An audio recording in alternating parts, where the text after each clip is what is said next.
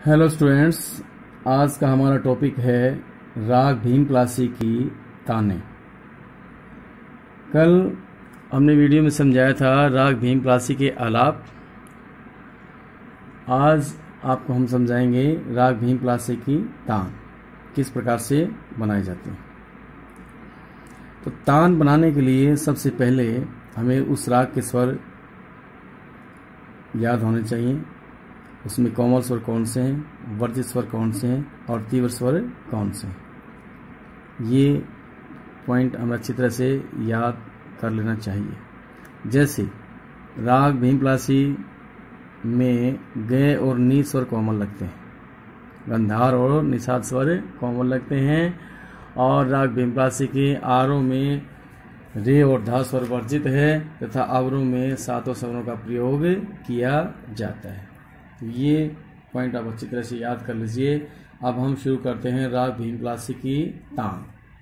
तो सबसे पहले पॉइंट ये है कि तान क्या होता है। राग में जो स्वर प्रयोग किए जाते हैं उनको हम द्रुत गति से, द्रुत लय में, फास्ट लय में गाते हैं तो उन्हें हम तान कहते हैं।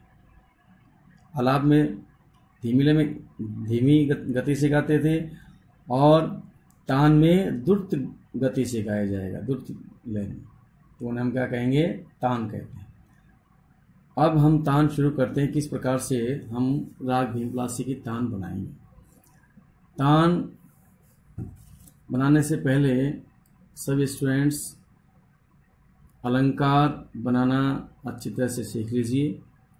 तान बनाते समय आपको किसी प्रकार की कोई प्रॉब्लम नहीं होगी। अब हम तान शुरू करते हैं। तान शुरू करने से पहले अब हम देखेंगे राग की जो बंदिश है कौन सी मात्रा से शुरू होती है।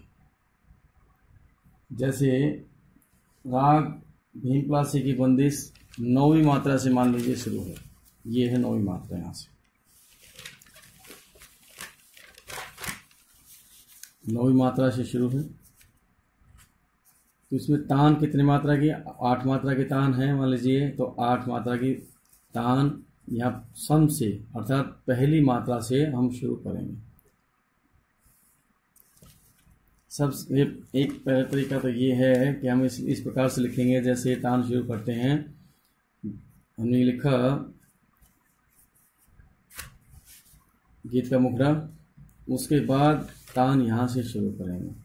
कोई भी तान ले लीजिए राग भीमप्लासी में। जैसे हमने तान ये शुरू किया, नी सा ग ग रे सा।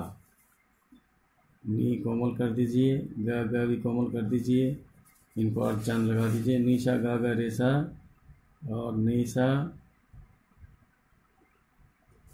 ग म ग ग रे सा और ये नी सा जोड़ दीजिए ऐसे।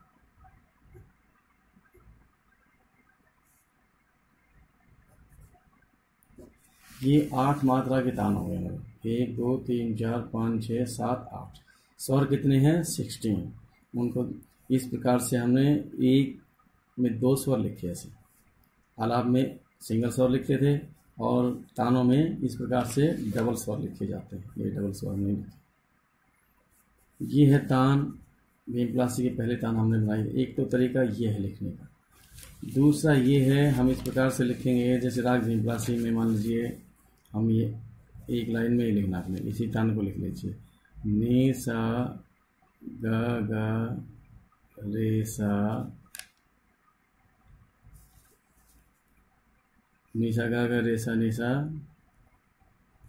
और नी सा ग म ग ग रे सा।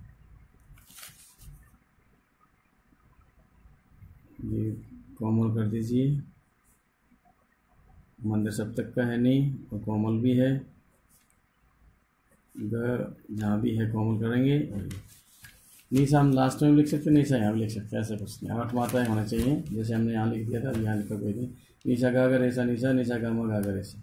ये एक एक स्वर की बढ़त है। नीसा गा, पहले गा स्वर तक गए, फिर उसके बाद मध्यम स्वर तक गए। एक एक स्वर की बढ़त करके हमने तान को बनाया। स्वरों की बढ़त करके ही तान आप बनाएंगे, आसान रहेगा आपके लिए। निशा गा गा रे सा, निशा गा मा गा गा, पहले गा स्वर तक बढ़त की, उसके बाद में मा स्वर तक। निशा गा गा रे सा, निशा, निशा गा मा गा गा रे सा। ये 8 मात्रा की तान है और ये तान शुरू होगी इस प्रकार से सम से, अर्थात सम से शुरू, ताल की पहली मात्रा से शुरू होगी ये तान। आप इस प्रकार भी लिख सकते हैं और ये टेक्निक्स आपको बताए थे, आप इस प्रकार भी लिख सकते हैं। दोनों है, एक लाइन में ऐसे लिखेंगे तो आपको विभाग बनाने की आवश्यकता नहीं है। आप ऐसे लिखेंगे नंबर 1 और ऊपर क्रॉस का चिन्ह, 8 मात्रा के है तो क्रॉस का चिन्ह, 16 मात्रा की है तो शून्य है, 9वीं मात्रा फिर से शुरू। इस प्रकार से हम तान बनाएंगे। नेक्स्ट तान है, इस प्रकार से बनाएंगे। निशा गामा पानी धापा मापा गामा गा गा रेसा।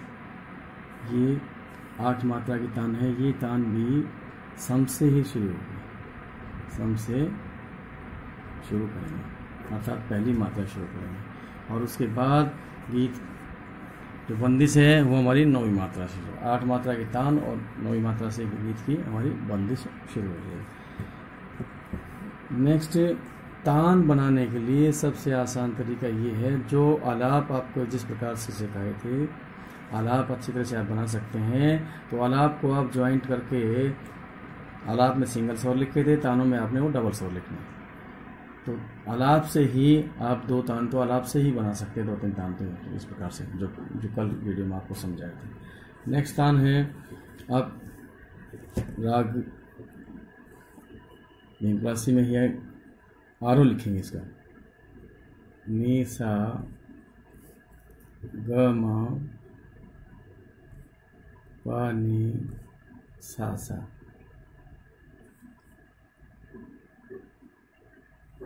साथ साथ करते जाएंगे इस प्रकार से, निशा गामा पानी सा सा और सा नी ज्वाइंट करते जाएंगे, सा नी धा पा म गा रे सा।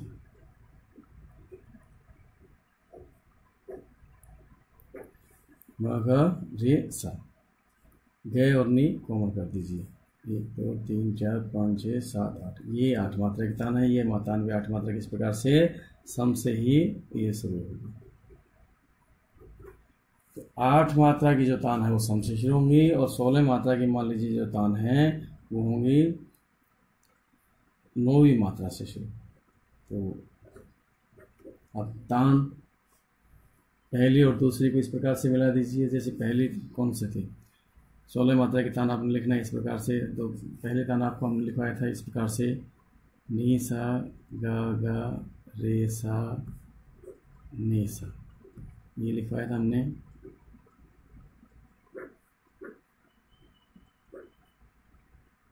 निशा गा गा रे सा निशा और निशा गा मा गा गा, निशा गा मा गा गा रे सा।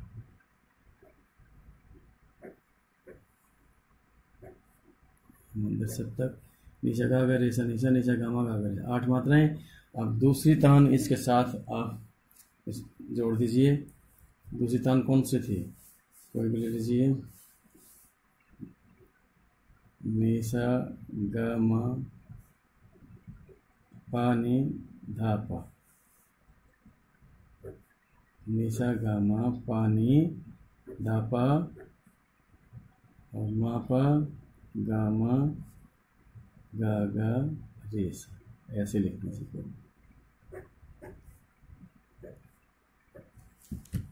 एक एक स्वर की बढ़त करके हमने तान इस प्रकार से बनाया।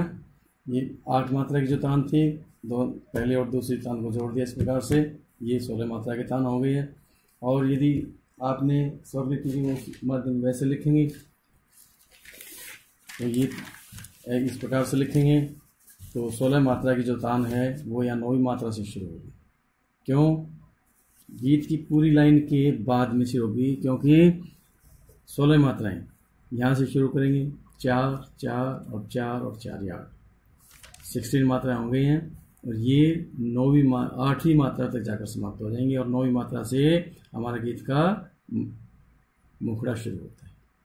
तो 16 मात्रा की जो तान है वो 9वीं मात्रा से शुरू करेंगे। तो इस प्रकार से आप तान बना सकते हैं। तान बनाने के लिए आपको अलंकारों की प्रैक्टिस जरूरी है।